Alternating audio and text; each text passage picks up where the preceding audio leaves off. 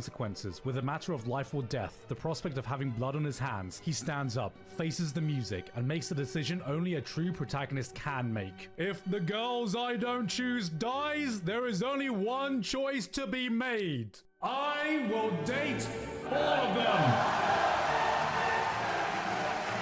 See, it's not fair. When Chad-Tarou says it, it's cool. When I say it to my girl, it's a problem, but whatever.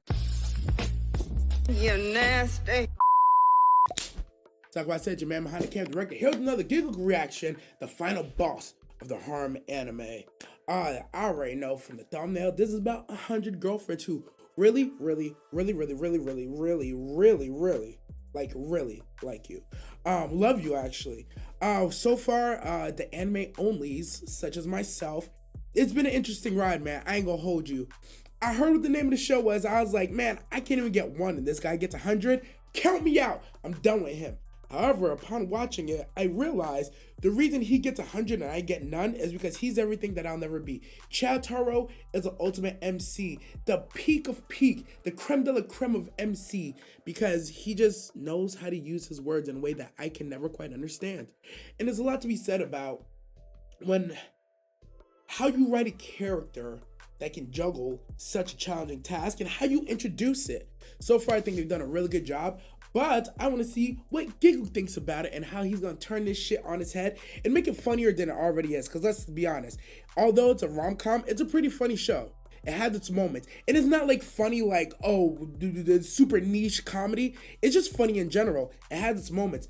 Personally, my favorite girlfriend right now is Nano. If you're not on team Nano, yo, you don't even talk to me. Second place, yo, that vice principal, yo, she can get it any day. Alien or human, I don't give a damn. I don't give a damn I'm clapping those cheeks. Some of y'all might disagree, and that's fine. I'm telling you right now, that VP, I know she do things with that tongue, boy. And she used to be an athlete. Come on, man. Anyways, I'm gonna stop talking. We're gonna jump into this. Made it this far, like, sub, go to Gigguk, come down below, DMs watching this. Oh God. Now before you judge, this is exactly what it looks like. The harem genre is one of the most respected genres you can possibly That's find a great way to in start a anime. video. Said absolutely no one. This is a genre people often put at the bottom of the barrel of entertainment. Why? Like the isekai genre, which, hold up. Okay, there we go. Okay. Oh no. I absolutely agree with. But recently it feels like the genre is going through a bit. The fact this man has to go with the leader is like, well, I haven't watched your nose. Go figure. Two of my favorite genres, isekai and rom-com, is considered bottom of the barrel. Like, why? What have we done to hurt anybody? Now, isekai, I understand. Rom-com? Why is that trash? Whatever. I'm gonna keep watching. Bit of an evolution. No longer can you get away with some boring vanilla premise anymore. There needs to be some unique gimmick, like what if all the love interests were quintuplets, or what if the winner was actually the loser, or what if we have a show like Girlfriend, where a series said instead of leading up to one single final winner, what if we just indulge in the harem? Cause boys, why settle for one girl when you can have multiple? Oh my God.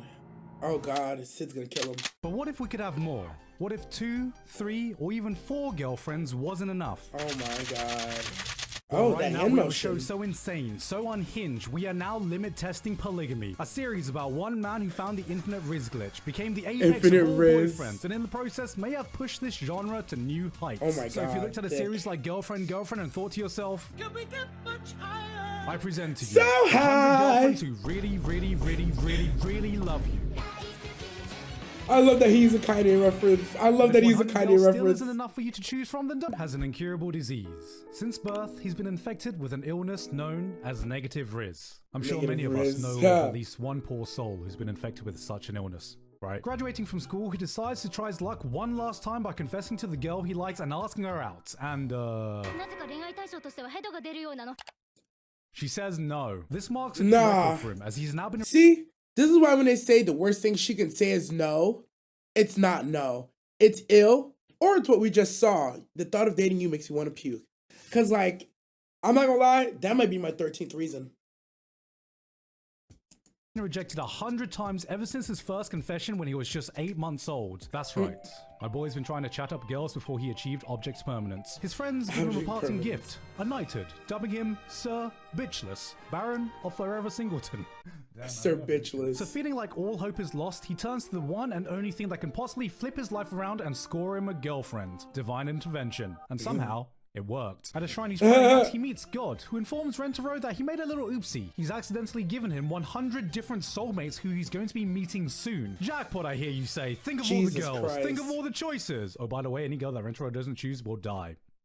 Bummer. Who should he pick? Who should he reject, knowing the consequences? With a matter of life or death, the prospect of having blood on his hands, he stands up, faces the music, and makes a decision only a true protagonist can make. If the girls I don't choose dies, there is only one choice to be made. I will date all of them.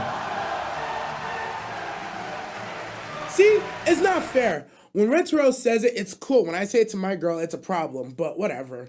Whatever, man. Hermione.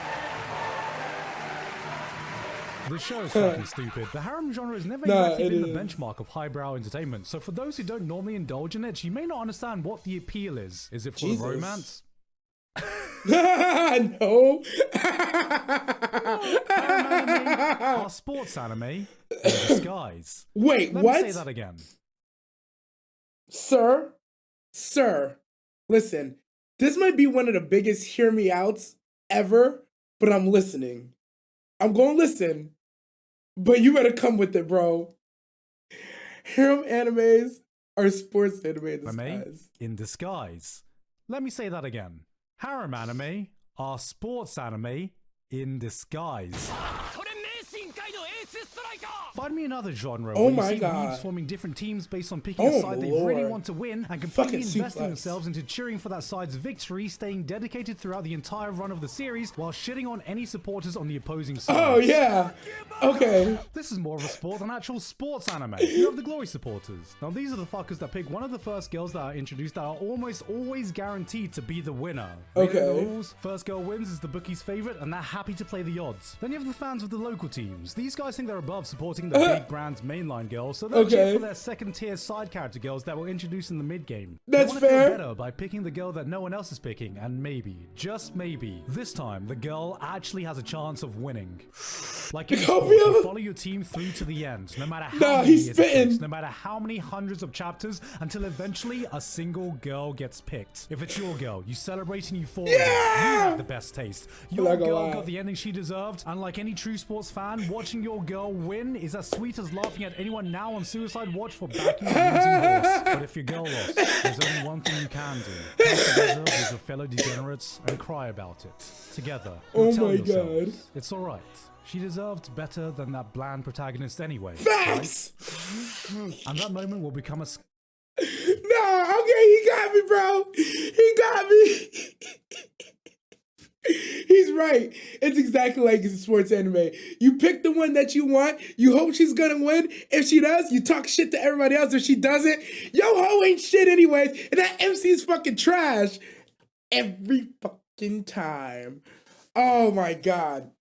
Spoiler alert, if you haven't seen Quintessential, I happen to pick the best girl, right? Just off of a whim. There's just something I liked about her.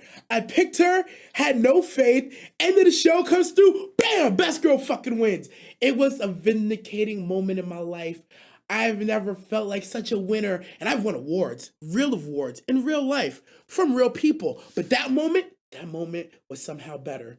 I can't even describe it. I can't describe it. So I understand. Gigguk's absolutely right. Harem animes are sports animes in disguise. Confirmed. Scar you carry that will be forever etched in the hearts of fans like any sporting event. Falcons blew a 28-3 lead. PSG blew a 6-1 lead. Rui blew Natsuo, then gave him to a vegetable. This is the foundation of a harem series. So how can a series in the genre work where every girl is the winner? Every girl gets picked. There is no losing team because everyone immediately wins.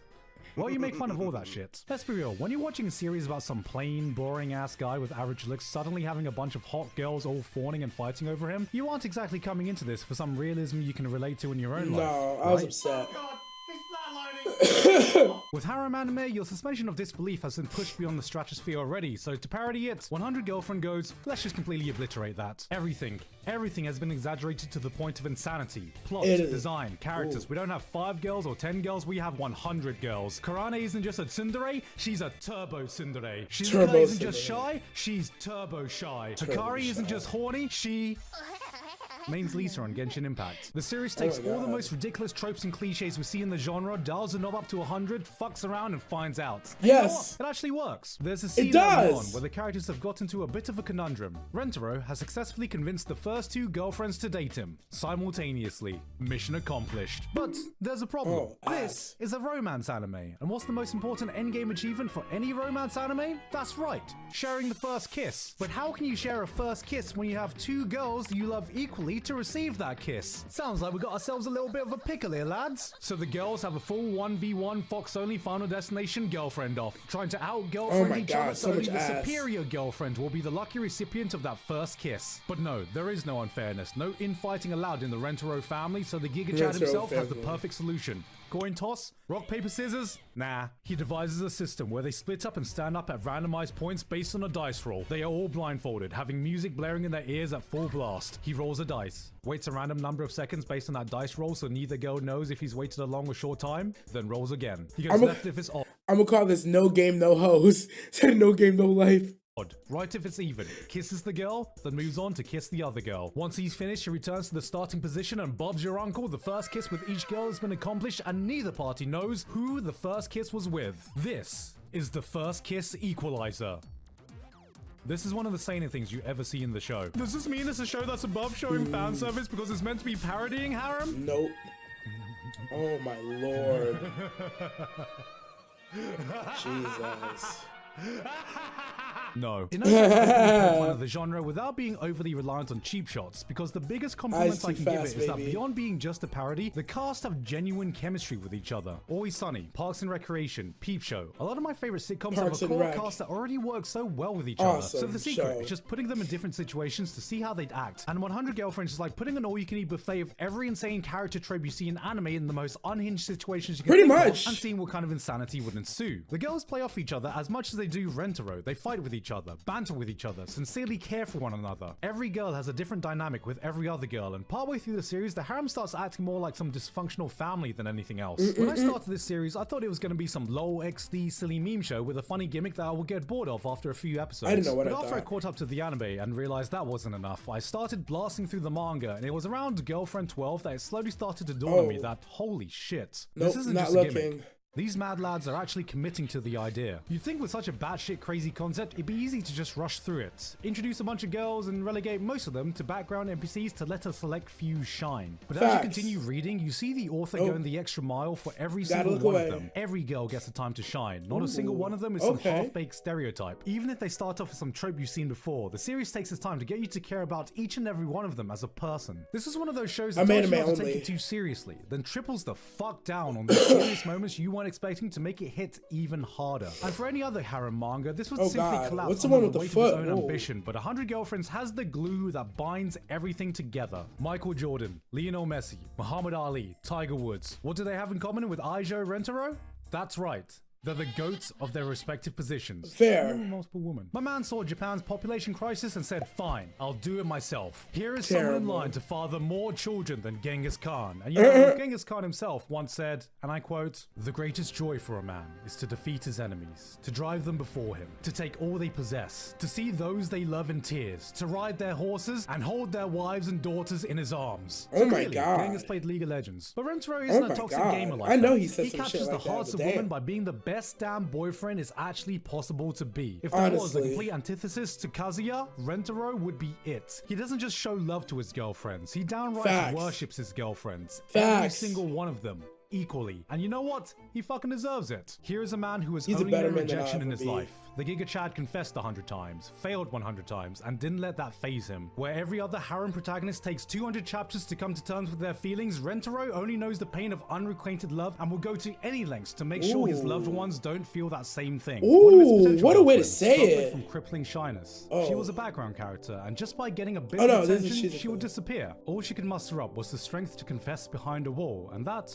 was okay. That was all she needed to be satisfied before she would fade away again. And she did. She would never be seen again, it was said, as the chapter comes to an end. Ah, spoiled. Only for Rentaro to rip the manga pages to shred, force the chapter to keep going, goes literally superhuman looking for her and didn't stop until he could say, I love you, bitch. this is a man who would shatter the fourth wall, literally bend the laws of reality to make every single one of his girlfriends happy. He is the apex boyfriend every boyfriend aspires to be, and under his watch there is no best girl war. Every girl is equally loved. All girls are best girl. There is no contest. If the readers want to vote on their favorite, he will literally rig the vote so every single one of the girls get the same amount. In the Harem series containing the Harem of Harems, I really thought he was going to stay anime only. Battlefield you'd be able to find in anime, he's achieved the waifu world peace. Now, if that's not real power, I don't know what is. 100 Girlfriends is truly an enigma, a series with an insane premise that actually fully commits to it and delivers where most of the series in the genre is parodying fails. Currently, we're about 150 chapters in, and about 26 girlfriends have been introduced at the time of recording. Yes, we are only just over a quarter of the way through, and the author has said they are fully dedicated to getting that full 100. So no matter how many more hundreds of chapters or years I have to wait, you bet your ass I will be sticking with this, whatever the end game of this harem looks like. End. I ain't got my glasses. How much are these?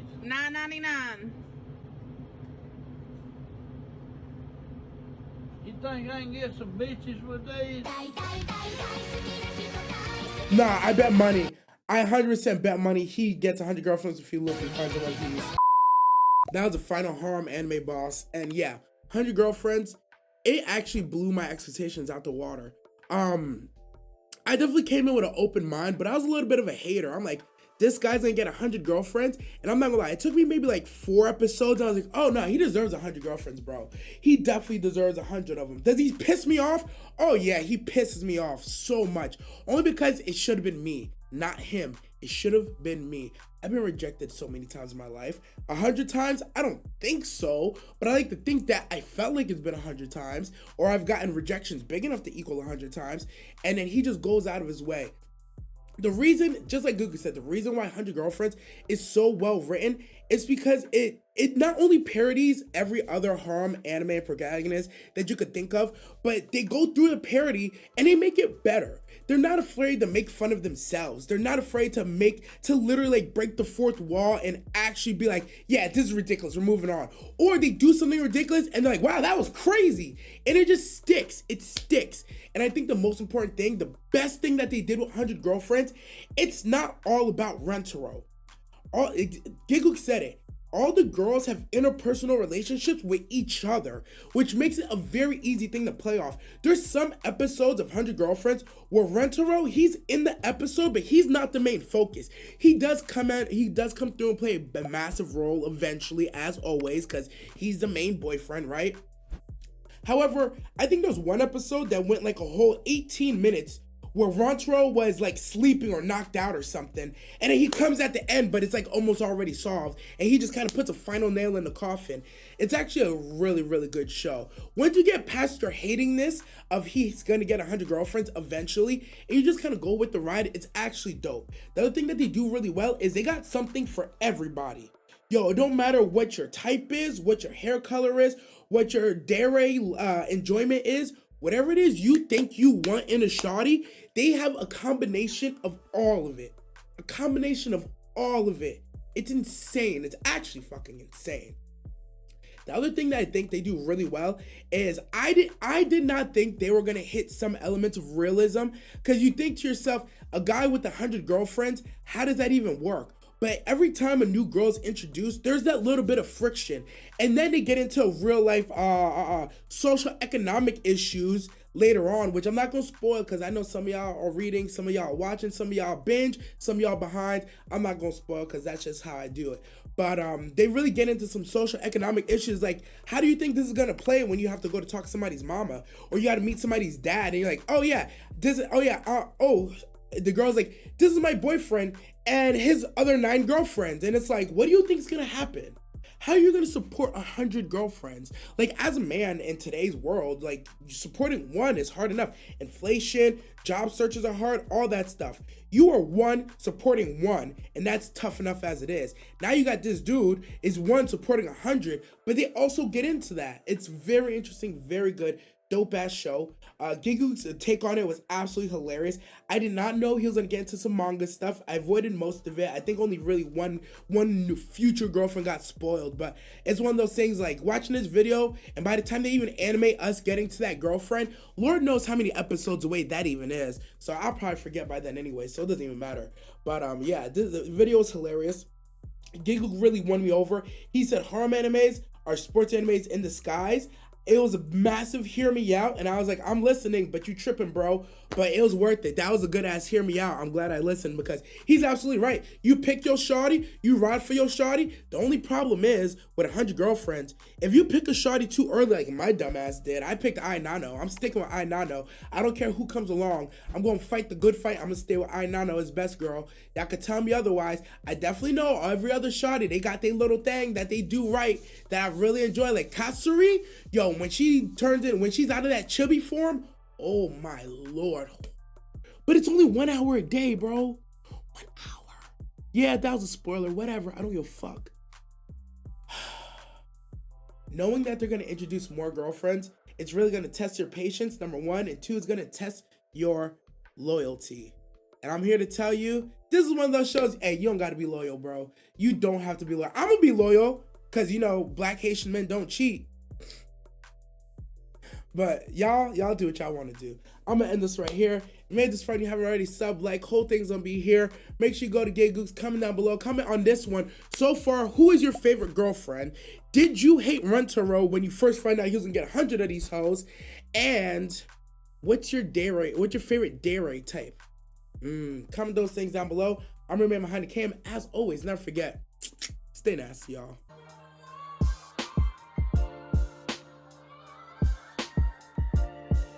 You wanna go?